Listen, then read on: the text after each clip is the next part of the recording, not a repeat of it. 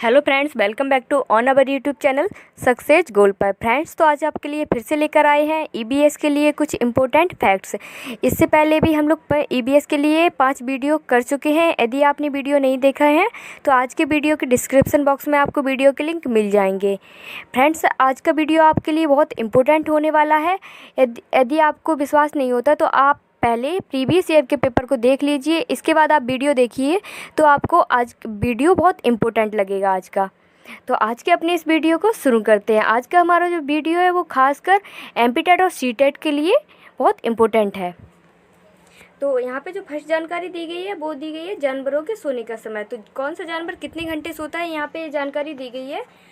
तो जिराफ कितना सोता है? 2 घंटे। जिराफ 24 घंटे के समय में सिर्फ और सिर्फ 2 घंटे ही सोता है। और गाय कितने घंटे ही सोती है? तो 2 घंटे, गाय सोती है 4 घंटे। और यहाँ पे बिल्ली सोती है 12 घंटे। 24 घंटे में ये आधा टाइम अपना सोने में ही निकाल देती है, मतलब 12 घंटे सोती है बिल्ली। अजगर एक बहुत ही आलसी माना जाता है। अजगर 18 घंटे सोता है 24 घंटे में। तो ये बहुत ही आलसी माना जाता है इसी वजह से, क्योंकि बहुत ज़्यादा समय अपना सोने में निकाल देता है। और जिराफ बहुत ही फुर्तीला जानवर माना जाता है, क्योंकि ये बहुत ही कम समय आराम करता है। केवल ये सोने में 2 घंटे ही निकालता है। जिराफ बहुत ही कम सोता है, 2 घंटे सिर्फ और सिर्फ मात्र। और यहाँ पे गाय जो सोती है तो 4 घंटे, बिल्ली 12 घंटे। नेक्स्ट जो जानकारी दी गई है डांडी यात्रा। तो डांडी यात्रा क्या है?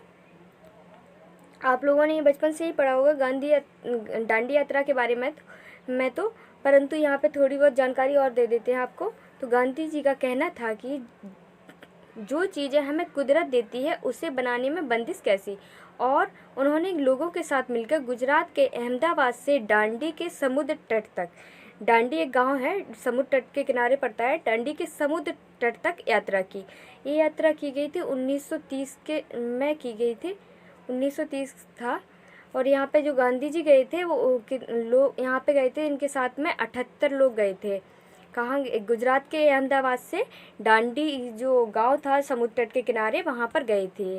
क्यों गए थे? क्योंकि नमक पर जो अंग्रेज़ों का शासन चल रहा था उस समय, तो उन्होंने नमक पर कर लगाना शुरू कर दिया था। तो उन्होंने नमक विरोधी कानून को भंग करने के लिए यहाँ पर यात्रा की थी। और दांडी गांव में पहुंचकर समुद्र तट पर इन्होंने नमक बनाया था। तो नेक्स्ट यहाँ पे वही जानकारी दी गई है। और वहाँ समुद्र के पानी को ज़मीन पर क्यारियों की तरह बनाए गए गड्ढों में भर दिया। तेज़ धूप में पानी सूख गया और नमक के ढेर वहीं रह गए। तो यहाँ पे क्या किया इन्होंने, समुद्र पे जो क्यारियों की तरह गड्ढे बने थे किनारे, समुद्र के तट के किनारे, तो क्यारियों की तरह गड्ढे बने थे और कुछ गड्ढे उन्होंने बना लिए। उन गड्ढों में क्या किया, पानी को भर दिया। तो तेज़ धूप में पानी तो सूख जाता है, बाष्प बनकर उड़ गया। और वहाँ पे क्या रह गया, नमक रह गया। गड्ढों में नमक शेष रह गया और पानी धूप में और तेज़ धूप में उड़ गया बाष्प बनकर। तो वहाँ पे नमक का निर्माण, इस प्रकार गांधी जी ने नमक का निर्माण किया था वहाँ पर समुद्र तट के पास दांडी में। नेक्स्ट जो जानकारी दी गई है वो गोलकुंडा किले के बारे में दी गई है। तो गोलकुंडा किले में शासन किसने किया था? तो यहाँ पे कुतुबशाही सुल्तानों ने शासन किया था। कब से कब तक किया था? तो 1518 से 1687 ईस्वी तक शासन किया था। कुतुबशाही सुल्तानों ने शासन यहाँ पर राज्य किया था, शासन किया था। तो यहाँ पे लिखा है 1200 ईस्वी में यह किला मिट्टी का बना था। तो यहाँ पे ये क्वेश्चन काफ़ी बार पूछा जाता है कि गोलकुंडा का किला गोलकुंडे के किले का निर्माण किससे हुआ है। तो यहाँ पे जो गोलकुंडे का निर्माण हुआ था किले का, तो मिट्टी से बना था, नहीं पत्थर से, ना ही ईंटों से, न सीमेंट वगैरह, ऐसे कुछ ऑप्शन आपको देखने को मिलेंगे। तो यहाँ पे गोलकुंडा किले का निर्माण किससे हुआ था? तो यहाँ पे मिट्टी से बना था, तो मिट्टी से। और 1200 ईस्वी में इस किले का निर्माण हुआ था। Next bakery. तो बेकरी क्या है? कश्मीरी लोग अपने खाने के लिए रोटियां घर में नहीं बनाते, रोटियों को दुकान या बेकरी से ही खरीदते हैं। जहाँ पर रोटियां मिलती हैं कश्मीर में तो उसे मतलब बेकरी बोलते हैं, क्योंकि रोटियों का खरीद मूल्य, रोटियां और बनाने के खर्च ईंधन के मूल्य से कम होता है। यहाँ पे क्यों खरीदते हैं, यहाँ पे जो लोग रहते हैं कश्मीरी लोग रोटियों को बेकरी से क्यों खरीदते हैं, क्योंकि जो ईंधन यहाँ पे खर्च होता है, बहुत ज़्यादा सर्दी पड़ती है तो इन्हें बहुत ज़्यादा ईंधन खर्च करना पड़ता है। तो ईंधन इन्हें इतना अधिक खर्च करना पड़ता है कि इतने से कम मूल्य में ही उन्हें रोटी मिल जाएंगी। अगर वो खरीदेंगे रोटी तो इतने से कम मूल्य में ही मिल जाएंगी, तो वो बनाएंगे क्यों, मेहनत भी करनी पड़ेगी और इसके अलावा उन्हें ईंधन खरीदने के लिए बहुत अधिक मूल्य भी चुकाना पड़ेगा। इससे वो लोग रोटियां नहीं बनाते। और बेकरी में क्या होता है कि बहुत अधिक रोटियां बनानी पड़ती हैं उन लोगों को, तो वहाँ पे ईंधन पर्याप्त मात्रा में जलाया जाता है, तो रोटियां बेकरी में ही बनती हैं। दुकान जो बेकरी होती है वहाँ पे कश्मीरी लोग वहीं से रोटियां खरीदते हैं और सब्जी घर में बना लेते हैं, परंतु रोटी ये बेकरी से खरीदते हैं। तो बेकरी क्या है आप लोगों को समझ आ गया होगा। नेक्स्ट क्या है, डोंगे। तो डोंगे क्या होते हैं, बोट की तरह बने लकड़ी के डोंगे पानी पर तैरते रहते हैं। बोट की तरह होते हैं ये डोंगे और लकड़ी के बने होते हैं, जो कहाँ देखने को मिलेंगे आपको, कश्मीर श्रीनगर में जो डल झील है, तो डल झील में आपको देखने को मिलेंगे। और झेलम नदी में इन डोंगों में कई परिवार रहते हैं, तो झेलम नदी में आपको देखने को मिल जाएंगे। और कहाँ पे देखने को मिलेंगे, तो श्रीनगर के डल झील में इन डोंगों में परिवार भी रहते हैं।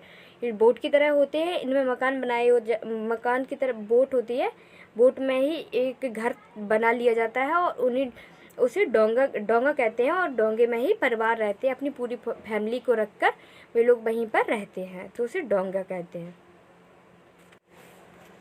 नेक्स्ट जानकारी देखिए, पासमीना क्या है, तो एक पासमीना जो शॉल होते हैं, पासमीना शॉल में 6 स्वेटरों के बराबर गर्मी होती है। ये बहुत ही ज़्यादा गर्म शॉल होते हैं, पासमीना शॉल बहुत महंगे होते हैं। और एक पासमीना शॉल में 6 स्वेटरों के बराबर, यदि आप जितने 6 स्वेटर पहन लोगे, जितनी आपकी सर्दी बचेगी 6 स्वेटरों में, उतनी आपकी केवल पासमीना शॉल में गर्मी बचेगी, मतलब सर्दी बचेगी, गर्मी होती है।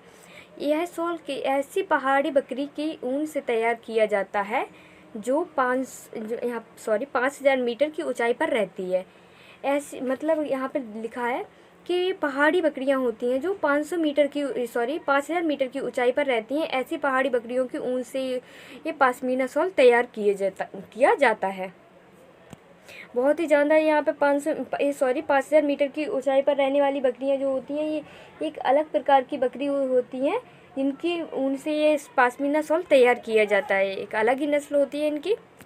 जहाँ 5000 मीटर तो ज़्यादा सब बर्फीला इलाका हो जाता है, तो यहाँ पे जो टेम्परेचर होता है तो -40 डिग्री सेंटीग्रेड तक चला जाता है। तो सर्दियों में यहाँ का तापमान माइनस में पहुँच जाता है, परंतु माइनस में इतना अधिक हो जाता है कि -40 डिग्री, बहुत अधिक सर्दी हो जाती है, यहाँ सेंटीग्रेड तक चला जाता है। अगर एक बुनकर 250 घंटे बुनाई करे तो एक पाशमीना शॉल बुनकर तैयार होता है। यदि एक बुनकर 250 घंटे बुनाई करेगा तब जाकर एक पाशमीना शॉल बना पाएगा। इस हिसाब से यह शॉल बहुत महंगे मिलते हैं। और यहाँ पे जो बकरियाँ होती हैं, जो बकरी को पालने वाले होते हैं, उन्हें बहुत अधिक कठिनाइयों का सामना करना पड़ता है, क्योंकि ये यहाँ पे तापमान बहुत ही ज़्यादा हो जाता है, -40 डिग्री सेंटीग्रेड तक चला जाता है, तो बहुत ही अधिक कठिनाइयों का सामना करना पड़ता है। इसी वजह से पाशमीना शॉल जो होते हैं बहुत महंगे बिकते हैं।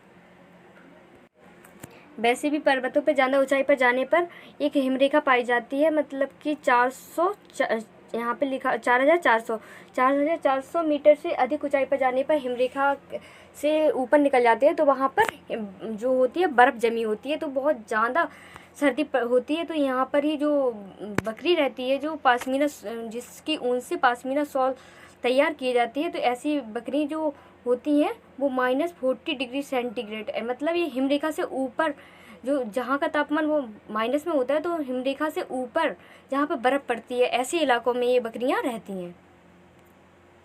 खेजड़ी वृक्ष, नेक्स्ट जो जानकारी है खेजड़ी वृक्ष के बारे में है। यह पेड़ रेगिस्तानी इलाकों में खूब पाया जाता है। इसे ज़्यादा पानी की ज़रूरत नहीं होती है, रेगिस्तानी इलाके में पाया जाता है। जो भी रेगिस्तानी इलाके में जैसे भी पौधे होते हैं, जितने भी पौधे होते हैं, उन्हें पानी की बहुत कम ज़रूरत होती है। तो इन्हीं में से एक है खेजड़ी वृक्ष, तो इसे भी पानी की बहुत कम ज़रूरत होती है। इसकी छाल दबा के काम आती है। जो छाल होती है, जो पेड़ होती है, पेड़ के तने में जो ऊपर की परत होती है, उसे छाल कहते हैं। छाल से क्या होता है, दवा के काम आती है। इसकी छाल से दवा बनाई जाती है। इस पेड़ की फलियों की सब्जी बनाई जाती है। इस पेड़ में जो पेड़ होता है खेजड़ी वृक्ष का, तो उसमें फलियाँ लगती हैं, तो फलियों की क्या बनाई जाती है, इसकी सब्जी बनाई जाती है। और इसकी जो लकड़ी होती है, इसकी लकड़ी में इस पेड़ की लकड़ी में कीड़े नहीं लगते। इस पेड़ की जो खेजड़ी वृक्ष की लकड़ी होती है बहुत, मतलब कि इस पेड़ की लकड़ी में कभी भी कीड़े नहीं लगते, क्योंकि ये इसकी लकड़ी कड़वी होती है, कुछ नीम जैसी कड़वी होती है कुछ इसकी लकड़ी में, इस वजह से कीड़े नहीं लगते। इस पेड़ की पत्तियों को वहाँ रहने वाले जानवर खाते हैं। पत्तियाँ कड़वी नहीं होती हैं क्योंकि यहाँ के जो जानवर होते हैं वो इन पत्तियों को खाते हैं। और इसकी जो छाया होती है उनमें बच्चे बहुत खेलते भी हैं, और इसके अलावा छाया में जो आने जाने वाले लोग होते हैं वहाँ पर, तो वो बैठते भी हैं। तो यहाँ पे क्या है, जो यहाँ पे जो इम्पोर्टेंट पॉइंट है इसका, तो इसकी लकड़ी में कीड़े नहीं लगते। ये बहुत ही ज़्यादा इम्पोर्टेंट पॉइंट है, खेजड़ी वृक्ष की लकड़ी में कभी कीड़े नहीं लगते हैं।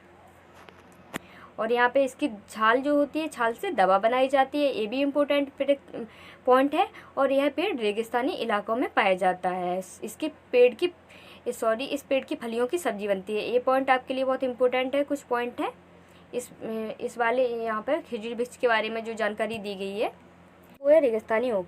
यह पेड़ ऑस्ट्रेलिया में पाया जाता है, जिसे रेगिस्तानी ओक नाम से जानते हैं। इस पेड़ की जड़ें तब तक बढ़ती रहती हैं जब तक यह पानी तक नहीं पहुंच जाती हैं। तो ये इसकी खास विशेषता है। रेगिस्तानी ओक जो पेड़ पाया जाता है तो ऑस्ट्रेलिया में पाया जाता है, और ये इस पेड़ की जो जड़ें होती हैं, ये जब तक पानी तक नहीं पहुंचती हैं तब तक ये जड़ें बढ़ती रहती हैं। जब ये पानी में पहुंच जाती है इसकी जड़ें, तो इनका बढ़ना रुक जाता है। नेक्स्ट जो जानकारी इसी पेड़ के बारे में है, इस पेड़ की जड़ें इसकी लंबाई की 30 गुना होती हैं। जो जड़ें होती हैं, ये पेड़ की जितनी भी लंबाई होती है उसके 30 गुना इनकी जड़ों की लंबाई होती है। जड़ों की लंबाई बहुत ज़्यादा होती है, 30 गुना। पेड़ की लंबाई की 30 गुना बहुत ज़्यादा हो जाएगा, तो 30 गुना लंबाई की होती हैं, क्योंकि इन्हें पानी तक पहुँचती हैं ये जड़ें। जब तक इन्हें पानी नहीं मिलता पृथ्वी में, जब तक ये पेड़ की जड़ें बढ़ती रहती हैं। लोग इसके तने में पाइप डालकर पानी निकाल लेते थे। तो इसके तने, जो रेगिस्तानी ओक पौधा है, तो इसके तने में क्या करते हैं लोग, इसके तने में पाइप डाल लेते हैं और पानी निकाल लेते हैं। ये भी इम्पोर्टेंट पॉइंट है इस पेड़ के बारे में। नेक्स्ट जो जानकारी दी गई है वो है निपेंथिस या शिकारी पौधा। तो निपेंथिस पौधा है जो शिकारी पौधा। तो कुछ पौधे ऐसे होते हैं जो चूहों, मेंढकों, कीड़े मकोड़ों और छोटे जीवों का शिकार करते हैं। इनमें से निपेंथिस पौधा सबसे ज़्यादा मशहूर है। तो निपेंथिस जो पौधा है, ये जो शिकारी पौधे हैं उनमें से सबसे ज़्यादा मशहूर पौधा है निपेंथिस। ये किस को खाते हैं, तो चूहों को खाते हैं, मेंढकों को, छोटे जो जीव होते हैं, और कीड़े मकोड़ों को भी खाते हैं जो शिकारी पौधे होते हैं। यह पौधा कहाँ पाया जाता है, तो यह ऑस्ट्रेलिया, इंडोनेशिया और भारत के मेघालय राज्य में पाया जाता है। भारत में कहाँ होता है, तो मेघालय राज्य में पाया जाता है ये भारत के, और ऑस्ट्रेलिया में और इंडोनेशिया में पाया जाता है। भारत के मेघालय राज्य में ही पाया जाता है। और इसका आकार लंबे घड़े जैसा होता है, जिसके ऊपर पत्ती का एक ढक्कन होता है। तो इसका आकार कैसा होता है, लंबे घड़े जैसा, जिस टाइप कुछ लंबे टाइप का घड़ा होता है उसी टाइप का होता है, और इसके ऊपर एक पत्ती का ढक्कन होता है। पौधे के ऊपर एक ढक्कन टाइप का ढक्कन होता है जो पत्ती का इसी पौधे की पत्ती का बना होता है, ढक्कन जैसा दिखता है, और आकार इसका घड़े जैसा होता है। लंबे टाइप का जो घड़ा होता है उसी प्रकार का ये पौधा निपेंथिस पौधा दिखने में लगता है। तो घड़े से एक खास खुशबू निकलती है। यहाँ पे लिखा है, घड़े से एक जो पौधा होता है, पौधे का आकार जो घड़े जैसा होता है, तो उसी जो घड़े का आकार है उसी की बात की है। कोई दूसरा घड़ा नहीं है, यहाँ पे दूसरा घड़ा रखा गया हो नहीं, ये पौधे की बात की गई है। तो घड़े का जो आकार है, घड़े के आकार जैसा जो पौधा है, तो उसी घड़े से एक खास खुशबू निकलती है, जिसकी वजह से कीड़े पौधे की तरफ खींचे चले जाते हैं। पौधे के ऊपर पहुंचते ही कीड़े पौधे के अंदर फंस जाते हैं और बाहर नहीं निकल पाते। तो जो कीड़े हैं पौधे के ऊपर जाएंगे तो वो क्या होगा, खास खुशबू निकलेगी। यहाँ पे कहाँ से, घड़े से खास खुशबू निकलेगी। तो पौधे जो कीड़े होंगे वो पौधे की तरफ खींचे चले जाएंगे। कीड़े पौधे की तरफ खींचे चले जाएंगे, तो पौधे के जैसे ही ऊपर पहुँचेंगे ये, तो पौधे के अंदर फंस जाते हैं। जैसे ही ये अंदर फंस जाते हैं, तो ढक्कन होता है जो पत्ती के आकार का होता है, वो ढक्कन बंद हो जाता है, और ये पौधे के जो कीड़े होते हैं वो पौधे के अंदर फंस जाते हैं और बाहर नहीं निकल पाते हैं और उसी में मर जाते हैं। तो ये पौधों का भक्षण करता है ये पौधा, इसी वजह से इसे शिकारी पौधे के नाम से जाना जाता है। ये रहा शिकारी पौधे, जिसका आकार एक घड़े जैसा बताया गया। तो इस टाइप का कुछ घड़े जैसा होता है और ये इसका ढक्कन है। यहाँ पे खुशबू निकलती है, मतलब यहाँ से कुछ खुशबू टाइप की निकलेगी और कीड़ा जब इसके अंदर आएगा तो एक फंस जाएगा अंदर और यहाँ पे ये ढक्कन बंद हो जाता है। इसी प्रकार से ये कीड़ों को छोटे जीव होते हैं और चूहे होते हैं और मेंढक को अपने अंदर फंसाकर उनका भक्षण करता है।